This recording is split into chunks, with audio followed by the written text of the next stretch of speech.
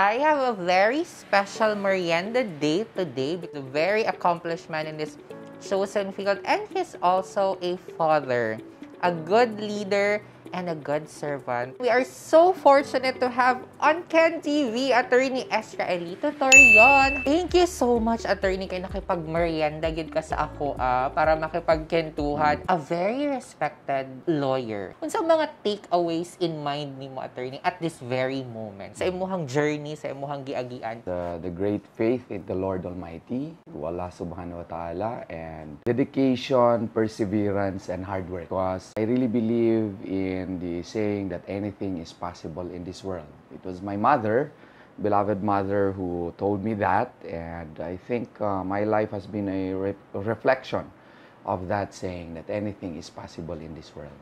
Amen. More than being a lawyer, I think ang pinaka-best job nimo is to become a father. Yes. What are the things na gitudlo sa imuha, sa imuhang mga anak na always nimo gina-carry? And then what are the lessons that you learned from them na gusto nimo i-share or i-impart sa tanan, especially also to the parents who's watching our conversation now? Things that I learned from my children is that they really need time from us. And that is why, as much as possible, if we can spend time with our children, those times that we spend with them are very precious. As a father, I have to really find time in my busy schedule to spend quality time with my beloved children.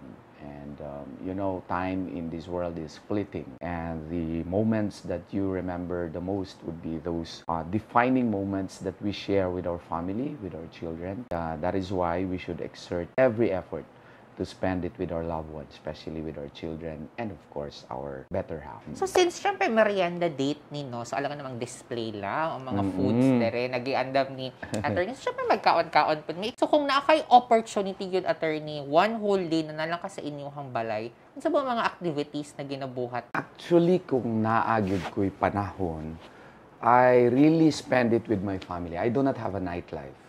I do not have So even pre-pandemic? Yes, even pre-pandemic. People know me as a family man. I go home to my family if I have a free time, and then I spend it playing with my children. And of course, I have also a pastime. After studying my lessons, after teaching my students, I always find time to watch movie. No, that is why in karong panahon na murag taod-taod na kuha katanaw og kanang salida. So siguro kung makapanahon ko karong gabion na makatanaw na gyud siguro pug ko og Netflix, no. I find it relaxing. And guys, seryoso ako sa kung pag-merienda karon ha. Ako. So well, seryoso kasi Atty. Tubag. Ako seryoso pud ko lafang-lafang dire. Oo. Atty., do you believe na you are taking the right path sa imuhang life karon? Yes. You know, Ken, I am a utilitarianist. I studied a bit about philosophy, and I learned from our great philosophers like Jeremy Bentham, John Stuart Mills, that we only live in this world but once. So if you are really a real human being, you should be able to do things that would produce the greatest good for the greatest number. That has been my guide in life. To be able to do the greatest good for the greatest number. And I have already become a lawyer, a law professor for 23 years, a law dean for 15 years.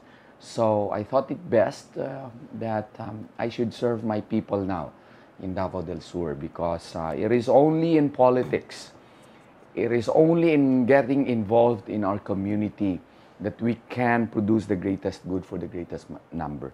Aside from being a lawyer, you are also a proud farmer.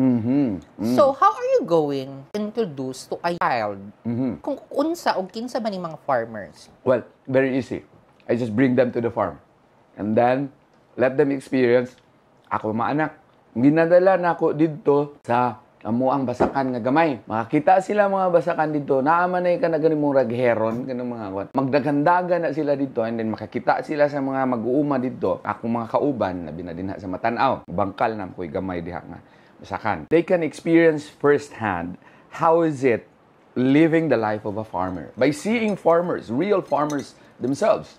And makita man gud nila, ma-appreciate nila, labi na magtanom na kaog humay, nya makita nila nga nidako na ang humay, makita nila nga naanay palay, makita sa imuhang mga anak karon ang importansya di ay sa pag-amuma sa imong kaugalingong mga tanom o sa imong mga hayop o ma-appreciate nila, malipay sila. Tungod kay maugi daay ni ang meaning sa atong kinabuhi. Immersion is really the best way para ma-appreciate nila, especially sa younger generations, ang ato ang mga farmers. Attorney, how are you going to define leadership? And do you believe that anyone can be a leader? Yes, I do believe that anyone can be a leader. There are two theories that leaders are born, not made. But I do believe also that leaders are made.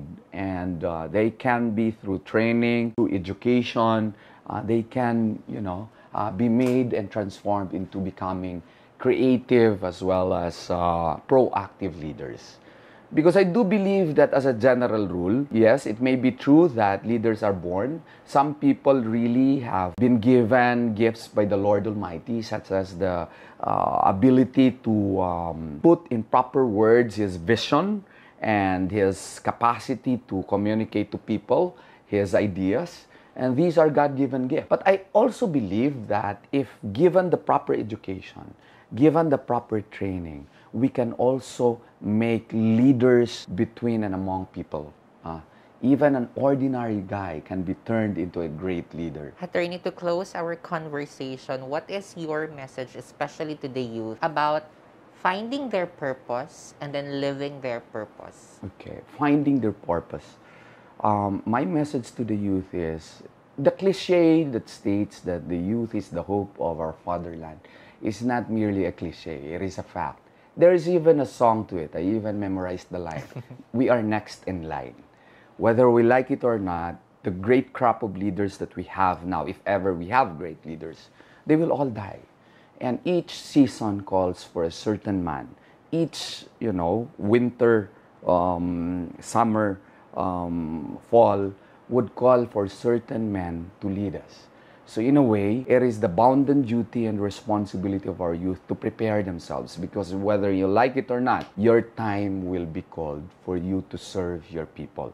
So it is your responsibility to equip yourself with the necessary knowledge, with the necessary experience, so that when your time comes, then you are already prepared. And that is why that should be the mantra of our youth today. Life is not spent in the internet alone. Life is not spent by spending your time, most of the time, in Facebook and texting your friends.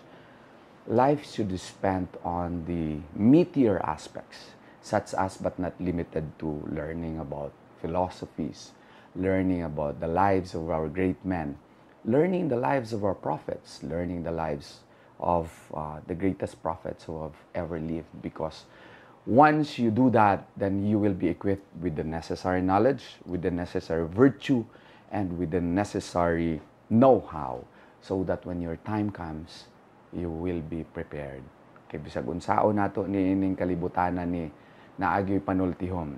Time has its own man, and man has his own time. The youth will always be called, and once it is your turn, you can always say to your people, Nay, ako na tong imuhang anak, Nay, nga imuhang gipa-eskwela kaniadto. Andam na mi karon sa among role, Nay. And the youth should be prepared to say that, and the youth should be prepared to take up the stage, because time will come that it will be their turn to take the levers of leadership. Oh my gosh, I can really see, hear, and feel hope. And I am so fortunate to be sitting and talking with a great leader. So good luck on your journey, attorney. And I am so looking forward to our next Kenntuhan. Pagpadayo namin sa amang Merienda. Yes. Thank you so much, attorney. Thank you. Salamat.